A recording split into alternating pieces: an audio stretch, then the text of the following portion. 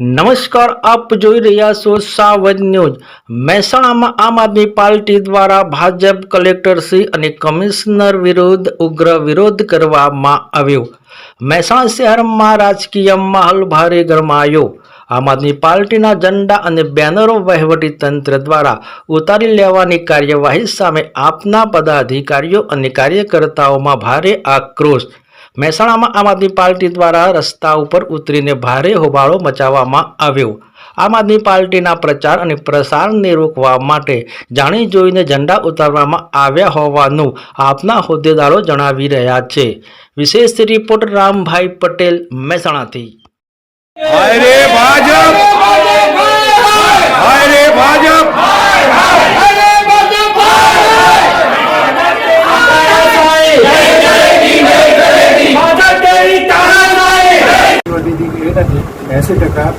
Bharatiya Janata party, કારણ કે એમના વધારો હોય। મારી પાસે એ બધા ઝંડા અત્યારે પડેલા છે, એ બેનર પડેલા છે, એ અમે ઇલેક્શન પછી નોર્મલી આપતા હોઈએ છીએ। એટલે એક જ ચોક્કસ પાર્ટીના કાઢ્યા છે, બીજા નથી, જેના સૌથી વધારો હોય એના કાઢવામાં આવે। બીજું કે એક સ્થળે મારી પાસે મારા વોટ્સઅપ ગ્રુપ છે, એમાં હું મારા માણસોને જેવો મેસેજ પડે તમારી પાર્ટીમાંથી, કોંગ્રેસમાંથી કોઈ પણ નથી, લોકેશન મોકલવામાં આવે એટલે લગભગ અડધો કલાકમાં એ માણસ ત્યાં પહોંચી જાય અને કાઢવામાં આવે। હવે બીજી આપણે ચર્ચા કરીએ કે લોકશાહી વ્યવસ્થામાં આપણે પ્રચારનું કોઈ સ્થાન હોવું જોઈએ। હવે પ્રચાર કરવો હોય તો આપણે બેનરથી કરી શકીએ અથવા ઝંડી લગાવીને કરી શકીએ। જો બધે જે નગરપાલિકા પોતાની મિલકત ઉપર ઝંડી કાઢી નાખશે, આ મને કલેક્ટર સાહેબે વાત કરી, તો બીજું પ્રચાર પ્રસાર આપણે કઈ રીતે કરી શકીશું?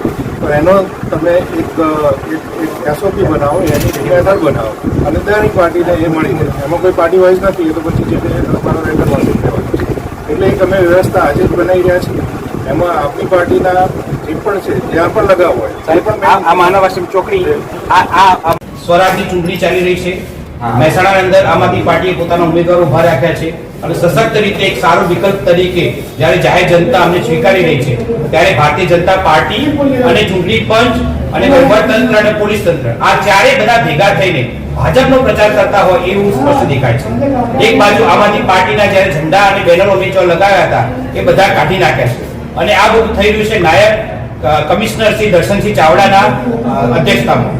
એમને મારા સાથે ફોન પર વાત કરતા એમને કહ્યું કે તમારા ઝંડા અમે કાઢી નાખીશું, તો અમે કહ્યું કે ભાઈ ભાજપના ઝંડા પણ કાઢી નાખો, તો એમને કીધું કે લેખિતમાં અરજી આપો। તો શું અમારા ઝંડા કાઢવા માટે કોઈએ લેખિતમાં અરજી આપી હતી? નથી આપી। બીજું, વોર્ડ નંબર 4 ના અંદર અમારા ઝંડા અને ટોપીઓ મીન્સ કે જે કેસ હતા, બેનરો હતા, બધું જ કાઢી નાખ્યું અને એ જગ્યાએ ભાજપના આધારે ઝંડા અને બધા બેનરો લાગેલા છે। તો આ બધું બે સારી રીતે કેવી રીતે ચાલી શકે છે?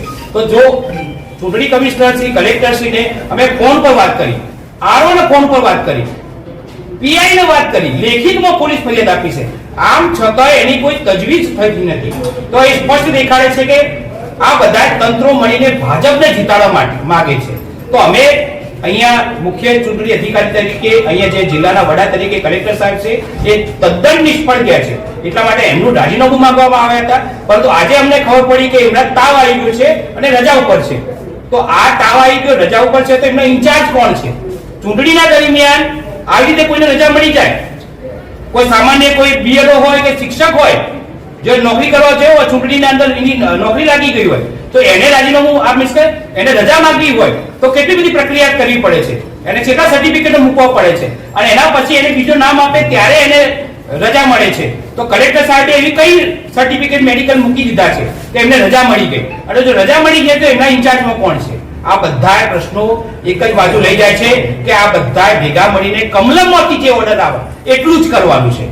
તો એક બાજુ ભાજપના ઝંડા મહેસાણા અંદર લાગેલા છે, આમ છતાં એમણે કશું કોઈ થતું નથી, એને કોઈ ટચ કરવાની હિંમત નથી। કેમ નથી થતું? આ ભાજપ વાળા તમારા વિવાહ થાય છે, તમારા બનેવી થાય છે કે અમે પૂછવા માંગીએ છીએ, તમારા બનેવી થતા હોય કે વિવાહ થતા હોય તો ના કરશો, અમારા અમને મારી નાખો, તમારા બનેવીઓને અને વિવાહીઓને હાચવો। તો એવું તો છે નહીં। તો ચૂંટણી પંચ, વહીવટતંત્ર, કલેક્ટર ઓફિસ, પોલીસ તંત્ર આ બધું મુજરો શા માટે કરે છે? કોના ઈશારે મુજરો થઈ રહ્યો છે? અને આ ભાજપની દલાલી કરવાનું આ બધાને શું કારણ છે? અમે રાજીનામું માંગીએ છીએ કલેક્ટર સાહેબનું, અને 6 વાગ્યા સુધી જો મહેસાણા અંદર અમારા જેટલા ઝંડા લાગેલા છે એમને પરત નહીં મળે, અથવા તો ભાજપના જેટલા પણ ઝંડા લાગ્યા છે, બેનરો લાગ્યા છે એ નહીં ઉતરે, તો આવતીકાલે રાજ્ય ચૂંટણી અધિકારીને અમે બધા ભેગા થઈને જવાના છીએ અને મહેસાણા અંદર આમ આદમી પાર્ટીના તમામ ઉમેદવારો ચૂંટણીનો બહિષ્કાર કરીશું। અને ગાંધી ચિંધ્યા માર્ગે, સરદાર ચિંધ્યા માર્ગે ત્યાં આગળ અમે ગાંધીનગરમાં આંદોલન કરીશું. જય હિન્દ, જય ભારત.